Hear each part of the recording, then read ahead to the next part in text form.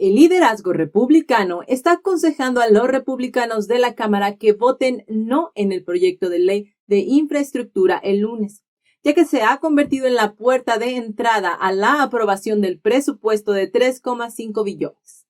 Por otro lado, ¿cuáles son las propuestas en los 3,5 billones? Porque los progresistas están ansiosos por aprobarlo, pero tienen poco interés en describir a los estadounidenses de qué se trata. Sin embargo, acabamos de enterarnos de algunas disposiciones realmente vergonzosas para que pueda juzgar por sí mismo si el país se beneficiará de ellas. Por último, ¿sabes que el Imperio Antiguo Romano, a pesar de su grandeza, sufrió plagas interminables? Las grandes plagas de la historia de la humanidad comparten algunas similitudes sorprendentes con la pandemia actual. A ti que buscas la verdad, bienvenido. Soy Laura Hernández y esto es Factor Sorpresa. ¡Comenzamos! La propuesta de presupuesto de 3,5 billones de los demócratas está generando tensión dentro del partido. Al principio, este proyecto de ley se presentó como la segunda vía de un impulso de infraestructura más grande. Pero en realidad este plan de gastos sin control no tiene nada que ver con la infraestructura, y eso ya lo hemos visto. Al poco tiempo de que el ala progresista empaquetara con éxito la billonaria propuesta de presupuesto para evitar el obstruccionismo, a partir de ahí ya no escuchamos a los demócratas ni a los grandes medios referirse a esta propuesta como infraestructura. Lo que es seguro es que los progresistas están más interesados en aprobar el proyecto de ley que en describir a los republicanos y a los estadounidenses de qué se trata el proyecto de ley. Además de su agenda distintiva que incluye prejardín de infantes universal, colegio comunitario gratuito, expansión de la atención médica del gran gobierno, el llamado desarrollo de energías verdes y un camino hacia la ciudadanía para muchos inmigrantes ilegales, el proyecto de ley está repleto de folletos extraños y resbaladizos. Aquí hay una lista de las más desconcertantes. 3,5 mil millones para la patrulla juvenil Green New Deal. Parte de los 3,5 mil millones se utilizará para crear un grupo llamado Civilian Climate Corps. Este es un programa de trabajo diseñado para jóvenes activistas climáticos que tienen problemas para conseguir un trabajo. Pero en lugar de crear empleos reales, estos jóvenes activistas climáticos se desplegarán por todo el país para participar en acciones verdes no especificadas. Un objetivo declarado es impulsar la recreación al aire libre de los inscritos, aunque no olvidemos que la recreación al aire libre debe ser con cubrebocas. Esto suena realmente arbitrario. Estos jóvenes activistas recibirán alojamiento, transporte y atención médica financiados por los contribuyentes. ¿Pero haciendo qué exactamente? Pues no hay una explicación clara de esto. También, parte de estos millones se utilizarán para el crédito fiscal para periódicos locales con no más de 750 empleados. Entérese que la mayoría de los periódicos del país tienen menos de 750 empleados y se inclinan hacia dónde creen ustedes. Hacia la izquierda. Esta disposición otorgará a los periodistas un crédito fiscal sobre la nómina de hasta $50,000 por empleado por año. Este crédito fiscal ascendería a 1.300 millones de dólares. Otro uso será en exenciones fiscales para universidades privadas que están bien financiadas. El proyecto de ley reduciría, si no es que potencialmente eliminaría, el impuesto especial sobre los ingresos por inversiones a los colegios y universidades privadas. Esto dependiendo de la cantidad de ayuda financiera que ofrezcan a sus estudiantes. Sin embargo, por lo general, las universidades que son generosas en otorgar subvenciones y becas son las que cuentan con las mayores donaciones, como por ejemplo las escuelas de la Ivy League. Por lo tanto, esta propuesta probablemente beneficiaría a las universidades de élite y bien financiadas. Pero, ¿agravaría esto las inequidades entre las escuelas? También encontramos el crédito fiscal de $1,000 millones para programas de justicia ambiental. ¿Cuál es la definición de justicia ambiental? Pues no hay una explicación clara, así que el gasto es totalmente resbaladizo.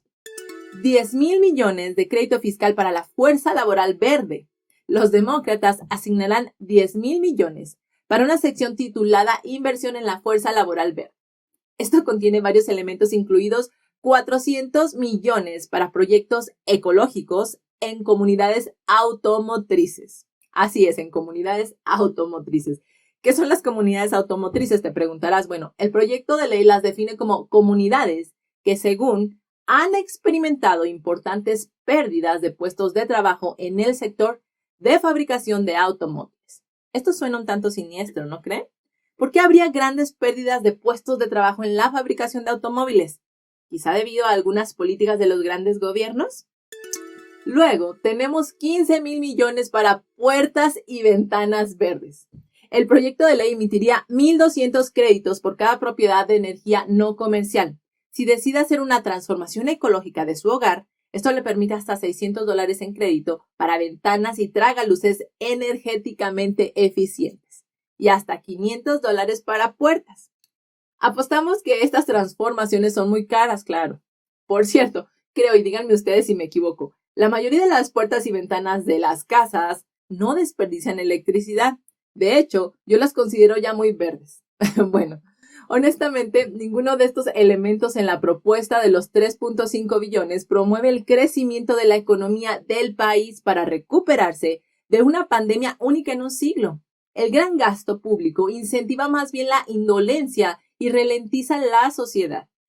Se teme que el proyecto de ley de presupuesto sirva como otra ronda de recompensas políticas progresistas para sus aliados corporativos. Esto, después de haber visto el proyecto de ley de alivio del COVID de $2 billones, que de COVID solo llevaba el nombre.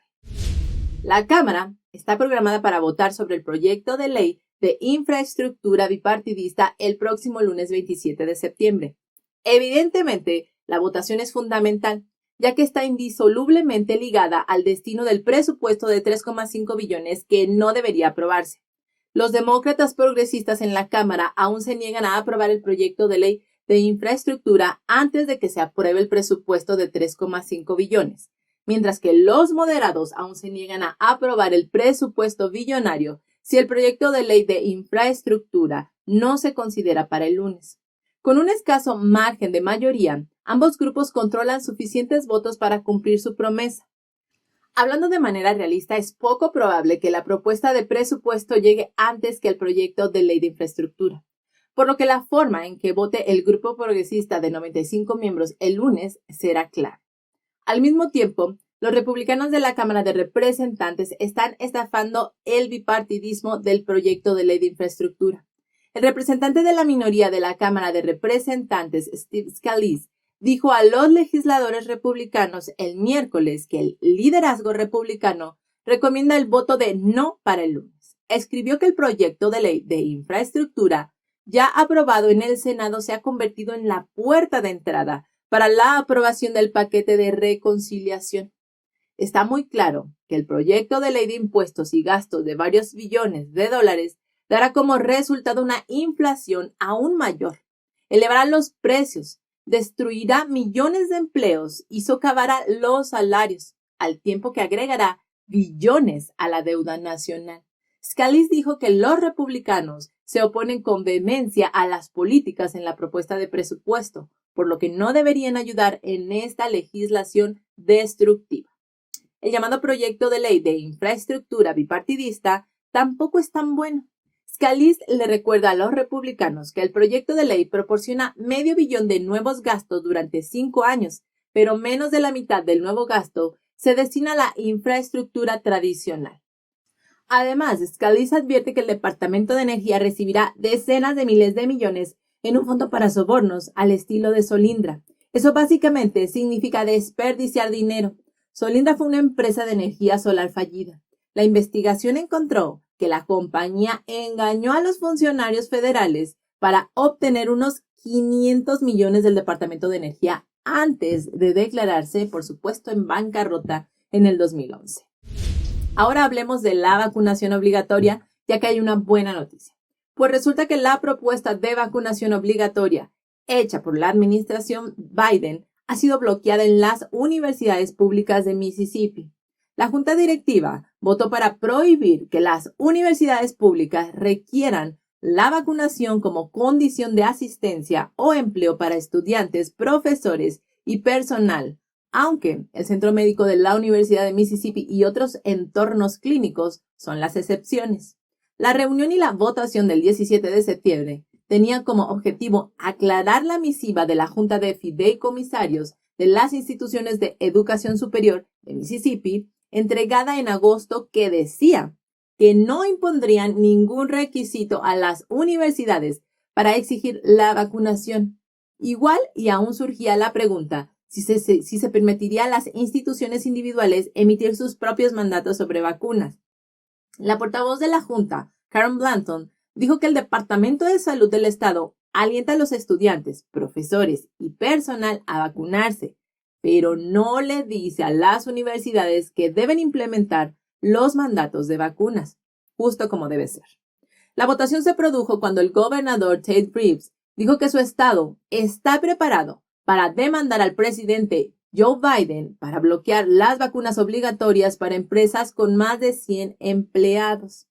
Reeves denunció el requisito de vacunación como un ataque del presidente contra los estadounidenses trabajadores y los trabajadores de Mississippi. Bien ahí, gobernador Reeves. Antes de continuar, no olvides darle me gusta a la emisión de hoy, así como suscribirte al canal si es que aún no lo has hecho. También tu apoyo compartiendo la emisión con familia y amigos es de mucho valor para nosotros. La verdad, pues recordemos que esto ayuda a empujar al algoritmo de YouTube para que nos lleve a mucho más personas y así poder seguir informándolos con la verdad. Por tu apoyo, muchísimas gracias. Continuamos. Hoy les queremos compartir una información que consideramos muy valiosa. Hablaremos de las grandes plagas de la historia. Hablando de vacunas, mandatos y nuevas oleadas del coronavirus, sabemos que todos están bastante cansados de la pandemia. Si no puedes ver a través del momento presente, quizá la historia pueda inspirarte. La raza humana ha experimentado varias plagas importantes en el pasado. A menudo se asocian con la corrupción social, los cambios de régimen y la persecución religiosa. Por ejemplo, la plaga de Atenas, las 4 grandes plagas durante el Imperio Romano y la más terrible, la peste negra antes de que Europa abrazara el Renacimiento. Esas pandemias de peste llegaron rápidamente y devastaron a la sociedad. La gente no tenía curas para esas enfermedades, pero al final todas desaparecieron misteriosamente. Sin embargo, las grandes plagas, incluido el coronavirus actual que asola al mundo, comparten algunas similitudes realmente sorprendentes, desde la causa de la enfermedad, que es en gran parte desconocida, así como las medidas preventivas ineficaces, hasta que algunas personas se infecten y otras no. ¿Podría la historia realmente estar repitiéndose? Parece que al menos tenemos lecciones que aprender. Hoy nos centraremos en las plagas durante el Imperio Romano para sacar algunas pistas. Persecución de cristianos y plagas. El Imperio Romano es uno de los más antiguos y fue el imperio con mayor diversidad étnica y cultural de la historia. Durante su apogeo, el imperio tenía una población de más de 55 millones, lo que representa casi una cuarta parte de la población total del mundo. Tenía la población más grande de cualquier entidad política unificada en Occidente hasta mediados del siglo XIX. Su territorio era más grande que la suma del Imperio Pavo Real de la India y el Imperio Han de China. Muchos monumentos arquitectónicos aún muestran sus grandezas y glorias. Sin embargo, el Imperio Romano también era conocido por su desviación de una base moral justa.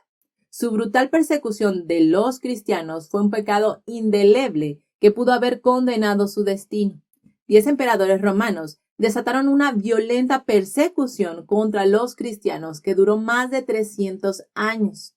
Así que se puede decir que la persecución de los cristianos ocurrió a lo largo de la mayor parte de la historia del Imperio Romano, al igual que las plagas.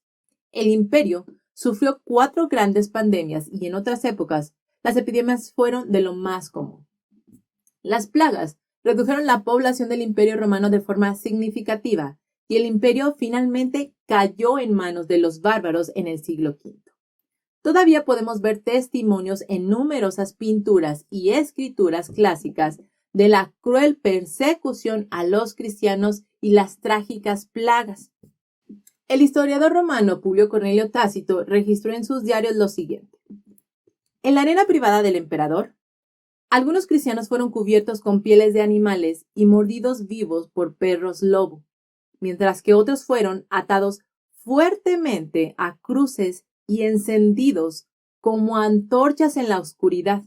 El emperador, vestido en arnés, se mezcló con la multitud para disfrutar de este magnífico espectáculo.